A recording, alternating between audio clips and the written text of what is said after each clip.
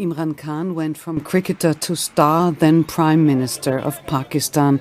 A year ago, he was ousted by a vote of no confidence. Since then, Imran Khan has been fighting for power, campaigning throughout Pakistan. A few months ago, he was shot with 4 bullets in his leg. Imran Khan sees the current government behind this attack. There are violent clashes between Khan supporters and the police. More than 140 lawsuits are filed against him, with the intention of disqualifying him from being elected, says Imran Khan, when we reach him at his home in Lahore, Pakistan. Imran Khan, is your life still in danger? The people who I'm contesting elections against are the 2 family mafias. They're not political parties, they're family mafias. Only the parties are dominated by just their own families. Okay, so it's not a question of a democratic political party, as you know. It's just, and so these people have made so much money, and their money making, the corruption is legendary. It's reported in the Western newspapers too. And like in the developing world, what happens is they steal the money and then they take it abroad. So they do damage twice. Once when they steal the money, and twice when they send it abroad, which means that we eventually puts pressure on our dollar, because when you buy dollars and send them abroad, it puts pressure on your currency, which devalues. So, and then devaluation causes inflation and poverty. So this is the same with most of the developing world.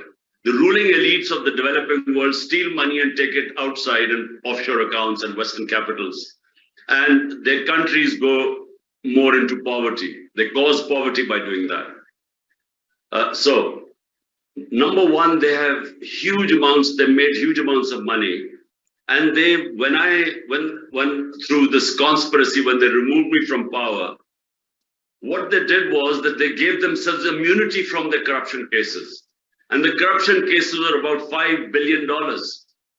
So they gave themselves immunity.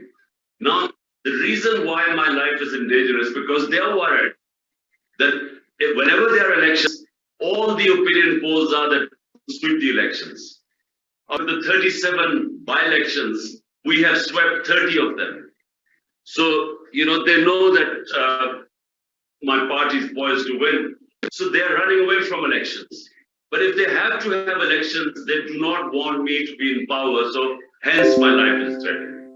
You want elections to take place as soon as possible, whereas the government wants them as late as possible. When will they happen? Rosa, look, what we want is the constitution to be implemented.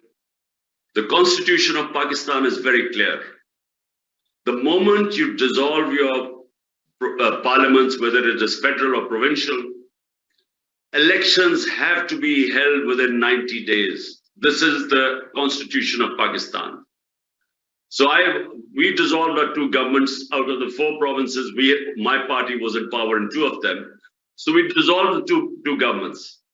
By the way, this is what all the senior leadership of the political parties, even the then who was the army chief, General Bajwa, they kept telling me that, look, if you want elections, dissolve your parliament, your governments. So we did. Now, once we dissolved our government, they are now running away from elections.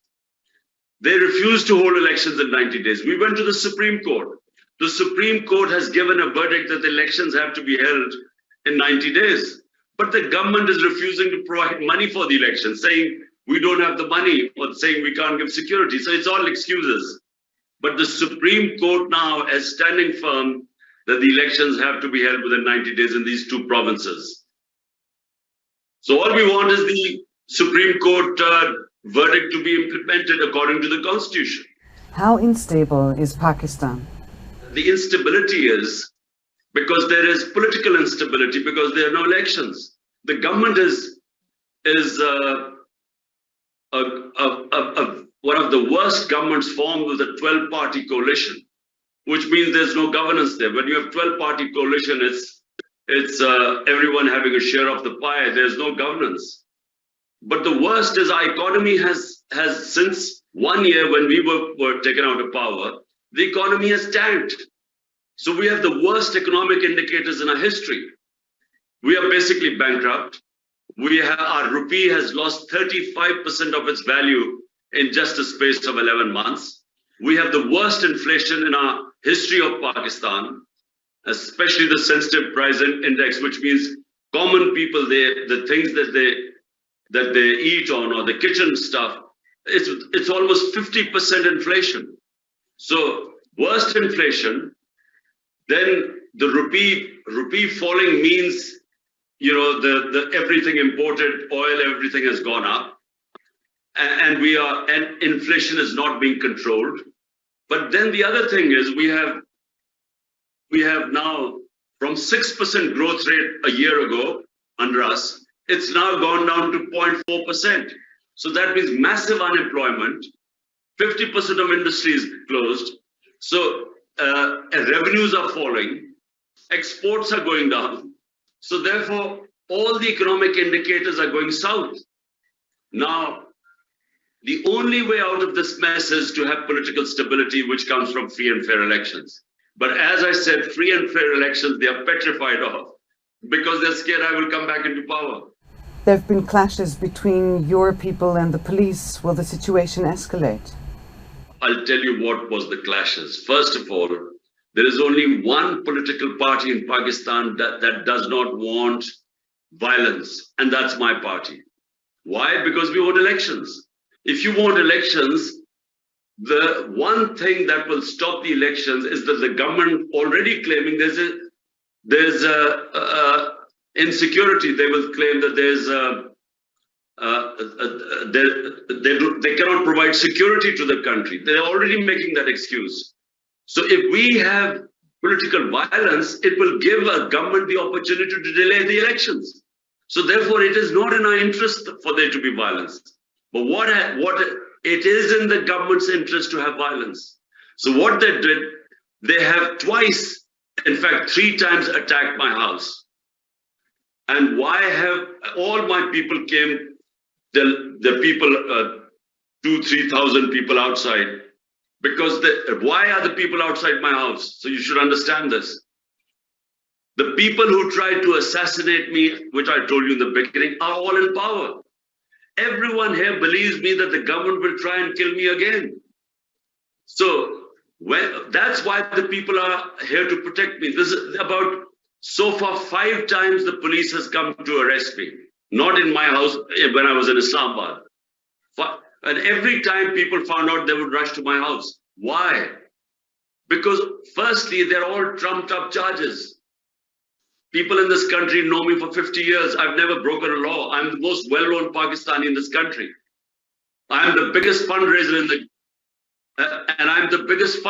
the country, because I have done the biggest charity work. So the reason I do it is because people trust me with their money.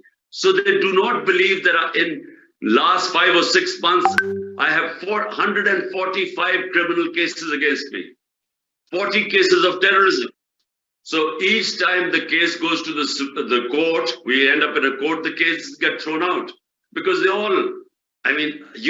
even a hardened criminal cannot have 15 criminal cases in one day.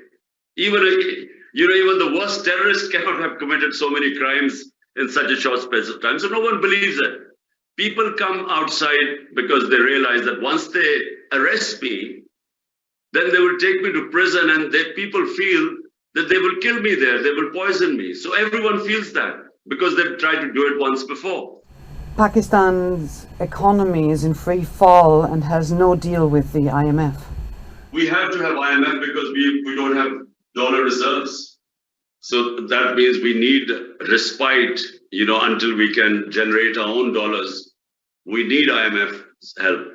But what we want to do is to have our own program which we can sell to the IMF, rather than the IMF standard prescription. Problem with IMF is that they tighten everything and they curtail the growth rate.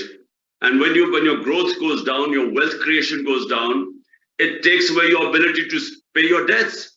If in a house I have got debts, the only way I can pay my debts is if I have earnings. But if you curtail the growth rate, which means your wealth creation, how are you going to pay your debts? Because they just keep increasing. So we are coming up with a program, and we will, if and when, God willing, we come into power, we will have our own program with the IMF, what we intend to do.